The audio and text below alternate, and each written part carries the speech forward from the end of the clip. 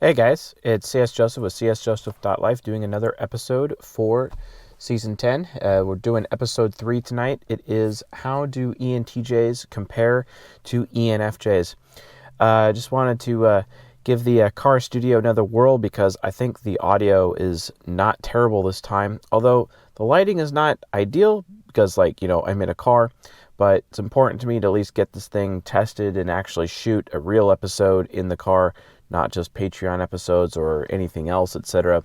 Trying to do like the entire, regular way of doing it just to see how it goes and to obviously get the audience feedback from it as we move forward with this different approach. So anyway, this episode we're going to be talking about two types, ENTJs, ENFJs. They're both NJs. I love NJs. They're like my favorite. I love NJs.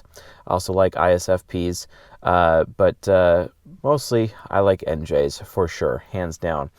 And it's great to be able to do a comparison episode on NJs because I love them so much, but also because people oftentimes, when they're trying to type themselves or type other people they know, they get confused between these two types because of how similar they are. I mean, when they're like, oh, well, I just apply everything I know with my extensive knowledge of the MBTI lettering system. And, well, I mean, ENTJs and ENFJs, I mean, one has a T and the other has an F. So I'm just so confused because the ENTJ is so feely sometimes, or the ENFJ is so right about things sometimes, and I just can't tell the difference if they're T or F, and I don't know what to do. Well, that's why I exist, to help you figure that out. And that's exactly what I'm going to be doing here. ENTJs and ENFJs, they're both NJs, so they both have they also have the same interaction style, but they have a different temperament. So the interaction style that they share is direct, initiating, control. These are structure types. They take charge. They are leaders. They're all about leading. That's what they do. They lead like all the time, basically. And that's important, and that's, necessary for them to be able to do. There's a lot of famous ENTJs and ENFJs out there. I think people predominantly think that Bill Gates is an ENTJ. That might actually be true. He literally might be an ENTJ.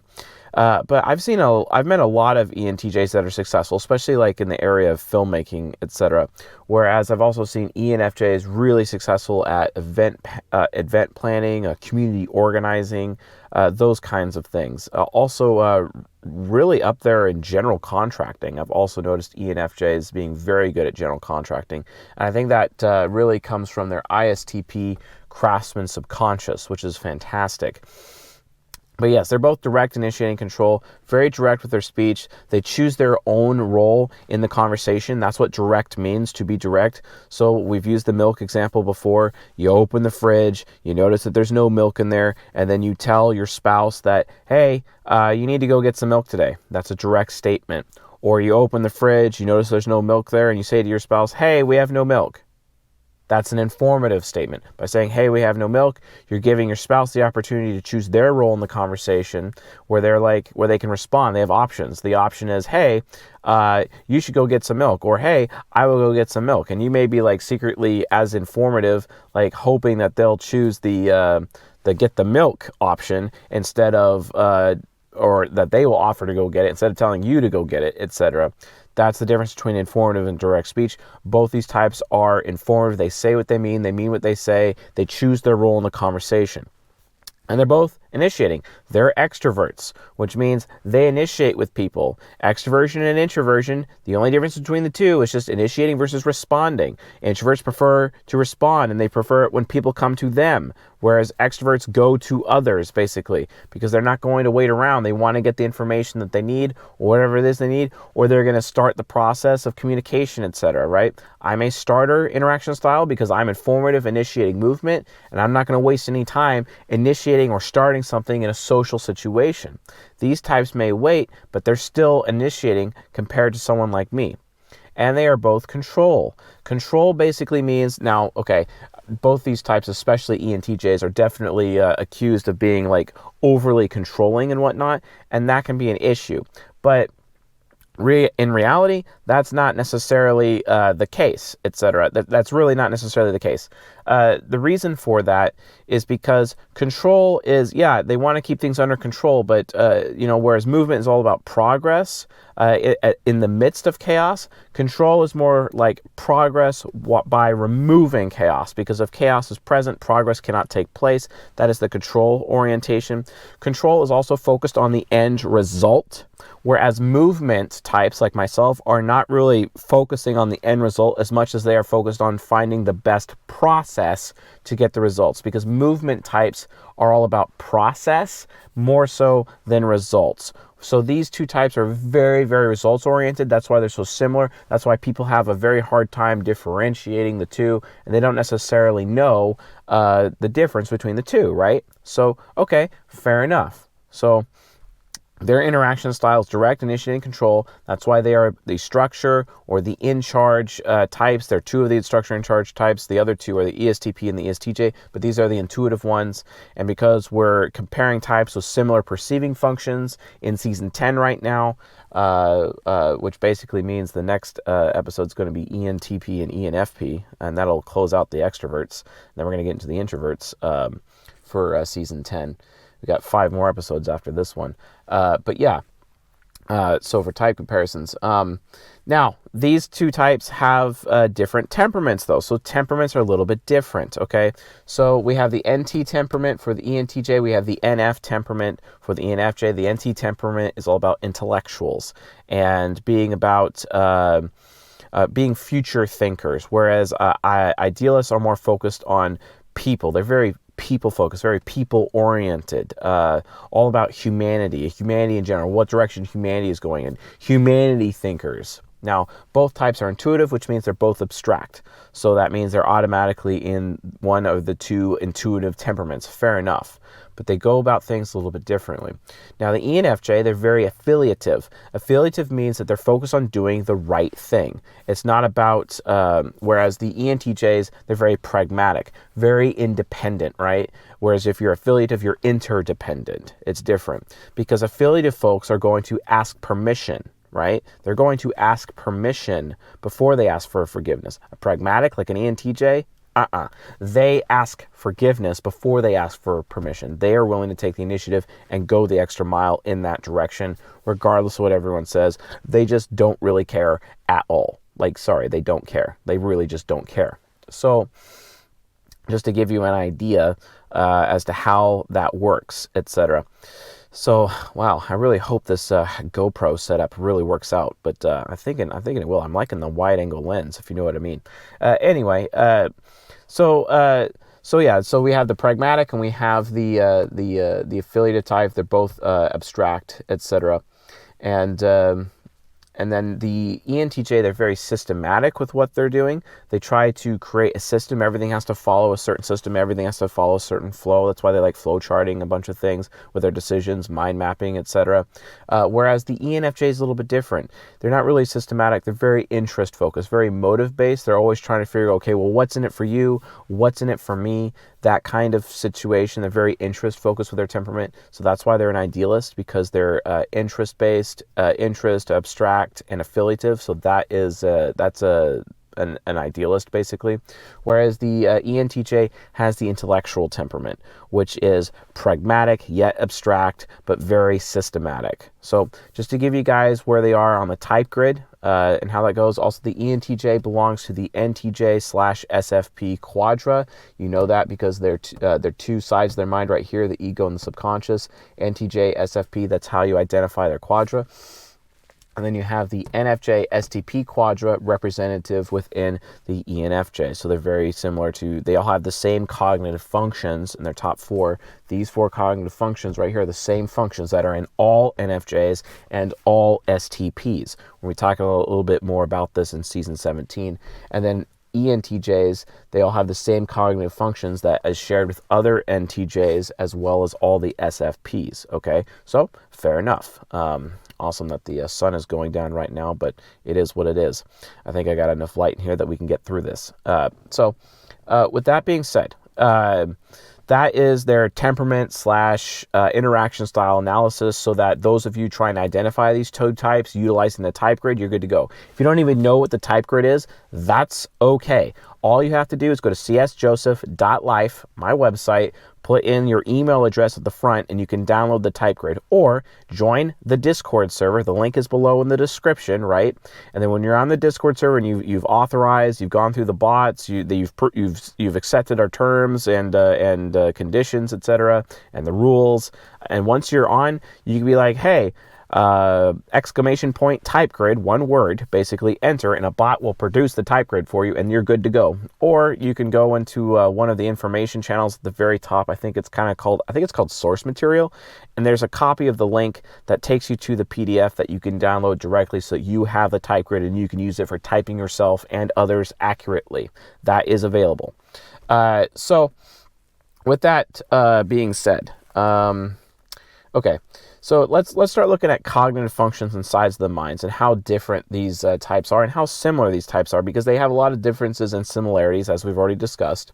The hero function is TE rationale. So this is the apex of the ENTJ's mind. It's at the top of the mind. They're very rational. They're all about their beliefs, and they're very heroic with their beliefs, and their beliefs are pretty well researched, and they're very rational with their decisions. So imagine their mind, and it's got 10 lines of thoughts and 10 thoughts at each line, and all of them are going true, false simultaneously at all of these tables. Each table is determining whether or not a thought is true or false, etc. And then if 60% of the tables are true, well, majority rules, then the decision is made, etc. That's basically how it works.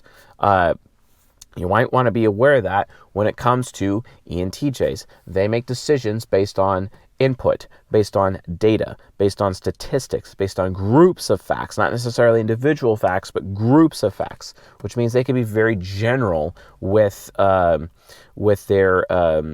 decision making. Also, high levels of extroverted thinking basically means ENTJs are just aware of what other people think, constantly aware of what other people think. They're also thought vampires. They love mining facts and data and information out of other people's heads consistently, especially people who are processing, because they're like, wow, what is that guy processing over there? I'm going to go find out. He looks like a brilliant thinker. I'm going to pick his brain. And like literally that TE hero is like a giant pickaxe. Give me the thoughts. I'm going to take those thoughts. They're mine. My thoughts now. Ha ha ha. You know, and they're like literally the captain of the ship that just like, land ho, we're striking gold, bros. And then they're like getting on the boats, you know, and they're going out and they're going to be, unearthing that buried treasure, right? Well, that's literally how ENTJs are around smart people. They just have to do that. Now, conversely, ENFJs are a little bit different. They're that way with good people. Good people. Oh, as if like good is not subjective enough, right? But I mean, true, false, good, bad, kind of subjective, because like life is actually about what is wise and what is not necessarily good or bad or true or false, just saying anyway. Yes, very much. TE hero, okay? TE hero, it's all about finding those facts, finding that information, finding new ways of doing things, collecting ideas. This is like the idea collector, the idea archiver, etc. So not so much an archiver because they live in the moment, but they're all about seeking out new ideas that could help them right now in the moment. What's relative to the ENTJ right now with what they are doing. That is super key, super important to them with what they are doing. And I like to think that because of that, they end up having, quite frankly, a really open mind with what they're doing. Now, ENFJ is a little bit different. They have extroverted feeling, and extroverted feeling is basically ethics. And an ethic is what the collective believes is a good or bad thing. Now, remember, rationale is what the collective believes is a true or false thing. It's a belief, whereas ethics is more of a belief in terms of a value versus rationale, which is TE, which is a belief about something that is true or false, a belief about a fact. We believe this is true, whereas FE or extroverted feeling is like, we believe this is good, right? And I've always used the abortion example when I explain FE, and it works out pretty good because an individual believes that abortion is a good or bad thing, whereas ethics, is where the collective believes whether or not abortion is a good or bad thing. And they could actually be different. An FI user may feel that abortion is a good or bad thing versus the collective and everybody in general. And then because of that, you have laws and different legalese and memos and things like that put together specifically towards an ethic or a social norm versus what an individual believes, which would actually could be counter to the social norm, right? And that is very representative within extroverted feeling. And extroverted feeling, ENFJs, they're just aware of how other people feel. And because they're aware of how other people feel, they seek actually to make other people feel better. Or, if other people deserve it, make them feel worse. As benevolent as the ENFJ is, the ENFJ can also actually be insanely cruel, right? It's their virtue and their vice. And as generous as an ENTJ can be with like sharing money, sharing data, sharing information, sharing training, they can actually be pretty greedy later. So just their virtues and their vices are a little bit different. You know, if you struggle with greed versus being generous and are concerned about being taken advantage of, and as a result of that, chances are you're an ENTJ. If you're concerned about whether or not you're really, really cruel at times, or whether or not you're almost too good to people, you might be an ENFJ, right? So just keep that in mind, that the differences between the virtue and vice just really comes out, especially in the hero functions, and that could be, you know, an issue. All about what other people are feeling. And ENFJs, they really need to be around good people in order for themselves to really feel good about themselves, that they're supporting other people and they gain recognition, because they want other people to recognize them and they want other people to feel that they are a good person. Because ENFJs worry that they are not, with their FI nemesis down here, that they worry that they're not good enough. They worry that they're not worthy enough. Whereas an ENTJ is not so worried about whether or not they're good. They're actually more afraid. They're actually in fear that they might be a bad person, whereas what they worry is that they worry that they're not smart. They're worried that they're not intelligent. They're worried that they're not correct about something, or that their ideas are not good enough or not well thought out. And that's why they're constantly going to other people with their TE hero and be like, hey, what do you think about this? Do you think that this is a true or false thing, right? Hey, what do you think? And they're constantly doing it. And they're also using that for researching constantly, so that what they think, they're verifying with what they think is what they, you know, they're allowing it to become a TE belief, what they think. Because just because they think something does not necessarily mean it's necessarily believable. They want to run it by other people to see how believable it is. Well, guess what? ENFJs kind of do the same thing, except with, you know, values, because they're like, I feel that this is a value that we need to have. How do you feel about this value? You know, and they want to get validation, external validation from other people with their extroverted feeling to see if that's, you know, if that idea of theirs is valid, etc. Because remember, they're afraid. They're, unlike the ENTJ, who's afraid that they're a bad person, the ENFJ is afraid that they're dumb. They're afraid that they're stupid. They're afraid that they're not intelligent enough, or that they're afraid that their thinking is not good enough, or that their thinking is not valid enough. And they need to find out if other people value their ideas, so that they themselves can value their own ideas, because they don't value their own ideas. Or they need to find out, you know, and it's very similar to what ENTJs do, just a little bit different. Like, this is a different priority system, right? Now, let's talk about similarities. Both of them are very responsible with what they want. ENJs know what they want, and that's why I love them so much, because NJs, you don't have to worry. NJs in general, especially ENJs, they always know what you want. Like, for example, if I'm going to be dating an NJ woman, I always know that she wants me, and she has that passion for me, and I'm constantly looking for that woman who has that passion for me, has that desire for me on a regular basis. Because any hero, from an ENTP point of view, or even an ENFP point of view, we want to be wanted. It's the most important thing. We want to be desired. And guess what? These people know what they desire, and they make decisions based off of what they desire, versus other people with lower introverted intuition, lower willpower, don't make decisions as much based on what they want. And I want them to want me, right? I want to be desired. It's very important to me, etc., right? It's very important to any heroes to be desired. Of course, it's important to any user, to be honest, but still, extrovert intuition users want to be desired. That's normal. That's how it works, right? So anyway, But yes, they're very responsible with what they know. They're very responsible, and because of that, like, you know, they criticize, both of them criticize other people for what other people want, because they themselves are responsible with what they know. They're like, well, other people aren't responsible with what they want, right?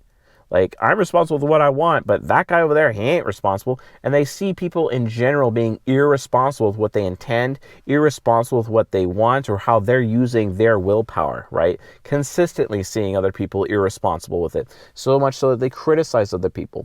But this can cause both these types to jump to conclusions about the intentions of others, even to the point where they are assuming that other people are being disloyal to them. Because both these types, because they're responsible for their willpower, they both need loyalty.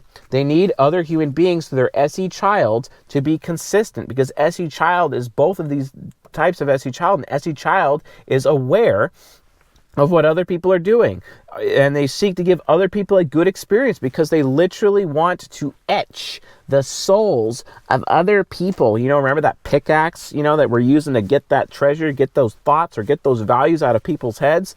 Well, we're trying to etch their souls, boys. We're going to etch that soul so that soul permanently remembers all the good things we've ever done for them, and they never forget us, and it builds loyalty into them so that they're loyal to us forever and ever. That way they never abandon us.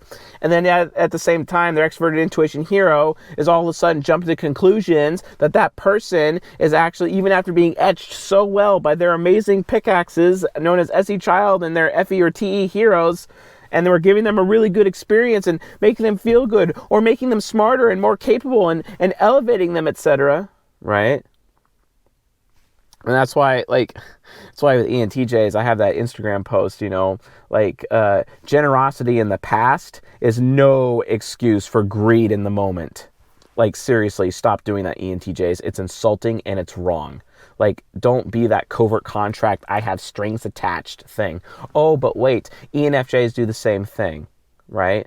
Because they do something very good and caring because they FE hero for other people, and then they turn around and expect others to care for them in the same manner later, even though that was never the stipulations of their caring initially. That's a covert contract, right? These types can do covert contracts. In fact, all NJs are pretty good at covert contracts.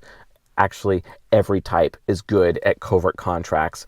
Don't do covert contracts. Not exactly ideal. Not something I recommend. Don't do it. Like, ever, please. But SE Child is trying to get other people who are loyal to them. These two types, their inner child needs loyalty. And that's why NPs go very good with NJs, because we are diehard loyal to the NJs. And the NJs, each of them are their own hurricane. And each of them are their own unstoppable force, basically. But me, I'm the immovable object. And as the immovable object, that basically means diehard loyalty, provided they continue to give me a good experience and make me comfortable, right? Ask me what I think. Show me consistently. Show me with their SE child that they want me with their NI parent, right? Which means I'll always be loyal to them forever. That's what it takes to be in a relationship with an NP. And these NJs here are both built for that purpose. It's their highest compatibility in terms of relationships. NPs. So NJs should be with NPs, right? Very simple. And that's what they're looking for, especially in romantic relationships, right? Even in career relationships, it's important to these two types to make sure that the people underneath them are loyal to them. And it would be really even a better bonus if the people above them are loyal to them. It's a very important thing to these people. They really, really need that. And it's a priority. It's a consistent priority for these types to do that. Just understand, you know, both of them are very responsible with what they want. They're both very childish with the experiences and the taste, and both these types are show-offs. They're all about having the show and being showy and making a big impression, because they want that impression to cause loyalty and build up and cultivate loyalty in other people, so those people come back to them consistently, right? So think about that. They're trading desire to give good experiences to other people, desire for other people, in exchange for loyalty from other people. That's how both these types work. That's why it's hard to kind of differentiate between these two types, because they both work in that same direction. It's kind of the same, right? Now, their inferior functions, their insecurity, like I said, the ENTJs are insecure with how they feel, and the ENFJs are insecure with what they think, right? And that's why they go to other people. Hey, what do you think about this value that I have so that I can feel good about? What do you think about this idea that I have? Or what do you feel? How do you feel about this idea that I have? Or how do you feel about me? Do you feel that I am valuable, right? The FE hero is constantly compensating for the inferior and the nemesis function consistently, especially the inferior function, because they're on an axis with each other, because both these two functions turn on an axis, just like the child and the parent turns on an axis, right? If you don't know about cognitive axes, I highly recommend you check out the season 1. There's an episode towards the latter half of the season where I talk about cognitive axes. It might be like season 1, episode 12 or 13, I think. I don't remember on that one, but one of the two for sure. Definitely for sure on that. Now they're worried. ENTJs are worried. We'd already talked about this. They're worried about what they think. And that's another stark difference between the two. And ENFJs worry whether or not they're a good person, worry whether or not they're worthy. That's a major difference between these two types. So definitely something you want to be aware of if you're trying to differentiate the two. Now let's get into some similarities. We already talked about extrovert intuition critic, which is criticizing the intentions of others to the point where it can get really bad, especially immature versions of these types where these people haven't matured yet. And they're assuming that other people are going to betray them. They're assuming that other people are going to walk out on them. They're assuming that other people are not going to be consistent or reliable for them. They're assuming that the immovable object is actually very movable, and that their hurricane that these people are, the unstoppable force that these people are, is definitely actually going to move the immovable object, right? And they're very concerned about that. And they're very critical about that, to the point where they just assume it's going to happen. They just assume they're going to be betrayed. They just assume they're going to be screwed, essentially. And that's not like remotely ideal at all. Definitely not something to do. So might want to avoid that, right? Please avoid that. Not exactly the best thing to do at all. So that's another issue. Now their trickster functions. Now their trickster functions is very interesting. Both of these types are very forgetful. And when I mean forgetful, I mean they're very forgetful. This is a consistent problem for both these types. The reason why is their SE child has a lot of awareness that gives their minds the ability to access their short-term memory very well, very consistently, very easily. It's very, very important. Now, because they have less introverted sensing, it's lower awareness. So if you'd say that the child function is 50 frames a second, the trickster function is 10 frames a second. Very different, right?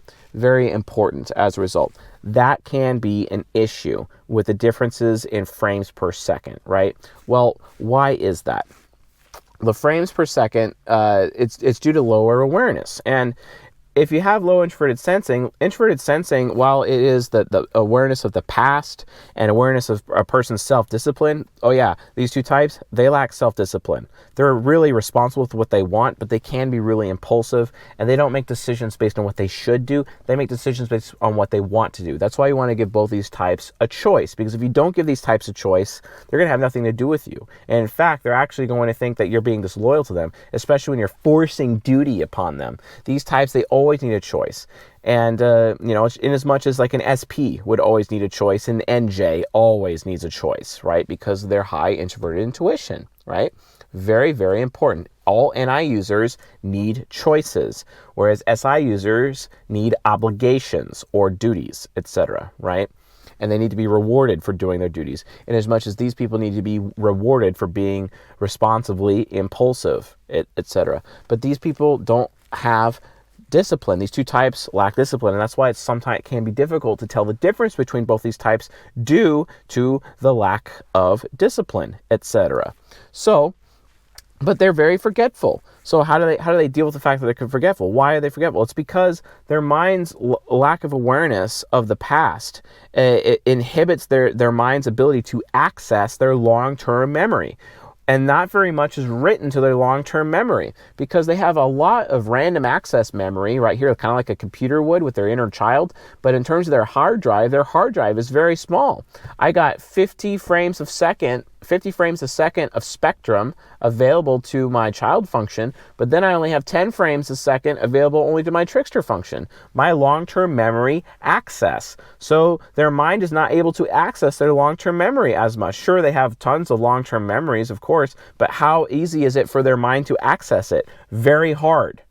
It's very, very hard. It's like trying to, you ever read microfiche? Like their memories are all stored in microfiche, but you got to go through the huge, it's like an archaic technology. You have to get the microfiche reader, and get the little microfiche things. You put it in there, and then you like zoom in really, really small, and it's like, oh, there it is. There's my little memory. Oh, it's the memory. Yeah. I mean, like you literally start sounding like minions when you're trying to look at SI Trickster and try to pull out a long-term memory, if you know what I'm saying. But that's the point. SI Trickster makes them very forgetful. So both these types have to take notes on everything. They literally have notepads and phones on them at all times just in case they write something down and the date and time that it happened so that they don't forget. These two types are required to store their long-term memories in the physical environment. That could be in a computer, data, or that could be a photo, that could be notes written down, that could be sticky notes everywhere. These people have to constantly take notes or have emails or reference points known as totems. Without totems, these two types cannot function. They cannot function. There is no functioning that will be taking place. Absolutely no functioning in terms of being able to remember stuff. Not going to work. They have to take notes. And by the way, if you're an ENJ and you're not taking notes already, what are you doing? Seriously, download the program Evernote. Problem solved. Also, keep like a moleskin notepad on you at all times, especially one of those smaller ones, and just write things down and put dates on it. Put a date at the top of the day. Take all the notes for that day so that you don't forget. It's even especially important that these types get with SI users, one, because they need that immovable object for the unstoppable force and the loyalty that SI users provide them, but also because SI users have great long-term memory access. And when the SE child is sharing an experience and etching the soul of the SI user will remember the experience. And then as a result of them remembering the experience, these two types are like, oh, thank God you remember that. And then it makes them more comfortable. Why? Because if the SI user is comfortable, these people will absorb the comfort level feeling within the SI user and it'll become theirs, and then they themselves will feel comfortable, right? That's why I like being with NJ women, because they seek to make me comfortable. And then when I am comfortable, they are comfortable. When I'm uncomfortable, they're not comfortable. It's great, right? Or if I'm doing something stupid, the ENTJ feels stupid, right? The ENTJ is trying to make me smarter, right? Or if I'm doing something bad, the ENFJ will feel bad. See, that's the point, right? So remember, both these types, they're trying to like absorb something from people around them. And then when it comes to me, like the ENTJs, they want me to be intelligent so they can be intelligent. ENFJs, they want me to be good so that they can be good, etc. Because that's what they're trying to achieve. They're trying to achieve being more intelligent. They're trying to achieve being a better person, right? That's what they're looking to achieve. And while that's what they're trying to achieve, it goes even further than that. Like, for example, totems are just important. If they don't have the totems, these two types will just fall apart. You have to have the totem. Now, their demon functions go even a little bit further than that. Where do the demon functions come from? Well, it's mostly because the inferior functions. If no one is seeking to make the ENTJ feel better, nobody near the ENTJ is going to feel good about anything if the ENTJ doesn't feel good. If no one is taking the time to listen to the ENFJ, no one's going to be listening to anybody around the ENFJ because they're TE demon, because they're literally going to just squelch all communication present in the room. Because if the ENFJ is not getting listened to, you're definitely not getting listened to. You're not getting listened to. It's like Oprah. You're not getting listened to. You're not getting listened to. You're not getting listened to. You know, or you're not going to be made feel good, and you're not going to be made feel good, and you're not going to be made feel better. You know, because you're an ENTJ, etc. Right? That's a problem. That's a thing. Right? What do you do? Right? So it can be a problem. It can be a consistent problem. And definitely something to watch out for when it comes to the demon functions, etc. So make sure, because they'll come out and they're super ego, like the ESFJ super ego is like, hey, I'm going to bake you this amazing meal. And you're like, oh, you're so generous, Mr. ENTJ. And then all of a sudden you realize that meal has like parasites in it and you're going to die as soon as you finish that meal, etc. Like that's literally what FE demon is going to do. It's going to use its generosity as a weapon. And that generosity, you will wish you didn't accept that gift from that ENTJ, because you're done, or conversely, the ESTJ, right? The ESTJ, well, basically, because you didn't listen to me, I get full license to control your life. And I'm going to be super mega controlling and tell you what you can or can't do, because obviously you're incapable of doing the right thing. Whatcha? And then they just pull out the whip, and the ENFJ becomes the cruel taskmaster. Constantly. It's like, the ENFJ will enslave the other person who is not listening to them, to force the other person to listen to them. And if not, well, then if you're not listening to me, then I can't trust you, which means I have to control you because you're obviously not listening to me, right? That's how it comes out. That's how the ESTJ demon comes out with the ENFJ. Now, the subconscious, which is the best part of the ENTJ and the ENFJ, the subconscious, ENTJs, as they get older, they start developing their ISFP subconscious, which means they can become amazing at painting. They become amazing at creating art. I know some very, very successful ENTJ producers, filmmakers, directors consistently. I actually knew one at one point in time. He created the ENTJ. He was developing his ISFP. He invested a lot of money in Red camera, basically, which are super professional, amazing cinematography camera equipment, and created his own camera company. And then he became the guy who produced the music videos for Macklemore and Ryan Lewis and various other A-list recording artists, etc.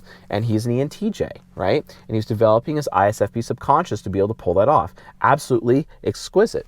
And then there's the ISTP subconscious of the ENFJ. My father is an ENFJ. And you know what he's doing? He's tinkering the shop, or he's playing with Legos, or he's building this, building a scooter, not like a moped, but like an actual scooter, like a Vespa, for example. Or he's working on cars. I remember how he used to have trikes, and he's always working on trikes when I was young. Or he bought himself a Porsche and was working on that. He's always working on something mechanical, always tinkering, because guess what? ENFJs become these amazing tinkerers after a while, and it's pretty cool to watch them develop their mechanical skill over time. Whereas it's really cool to watch ENTJs develop their art.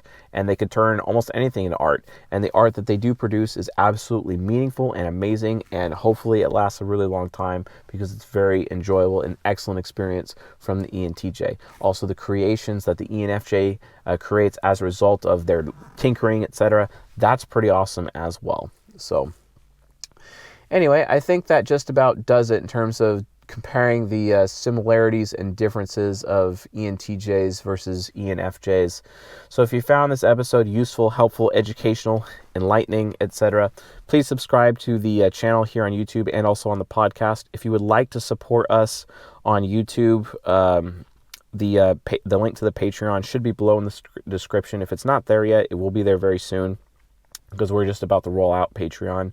I filmed like the last video for it that we needed for it earlier today. And also, if you can also support us directly on the podcast. The link is also on the podcast, or also in the description below if you would like to support us on the podcast as well. We got a lot of new content coming out. We're going to be releasing it as it goes, especially content relating to the Patreon tiers, etc., the patron tiers that we'll be having.